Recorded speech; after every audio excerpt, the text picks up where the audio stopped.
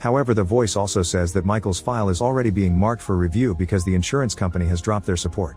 Michael comes out on a quiet street and finds a bus being driven by a silent person with a mask, so he gets in. Meanwhile at the diner, the police are getting the body and Chilcote finds a card that fell from Elliot's wallet when he paid. He sees a strange man called Vogler talking to the waitress, but he's gone before he can interrogate him.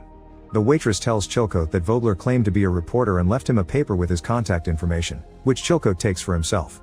Moments later, Chilcote visits Vogler at his trailer, but Vogler immediately runs away and gets behind a gate, which he locks up to stop Chilcote from following him.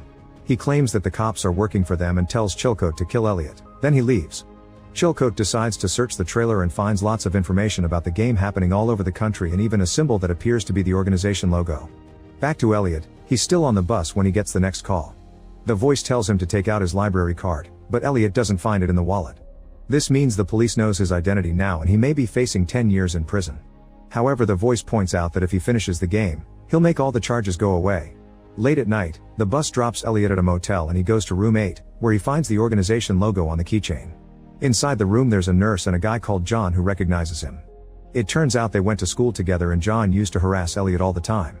As the nurse takes out a saw, Elliot gets a call telling him to cut John's arm off.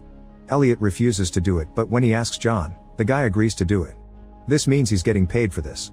Elliot gets ready to do it, but the nurse only gives John a local anesthetic, so Elliot gets afraid of doing this with John awake. Desperate to win, John starts insulting Elliot and reminding him of all the things he did to him and his brother in school, including pissing on Michael's face. Eventually Elliot snaps and cuts the arm off in just one move while John yells in pain and blood is splattered everywhere.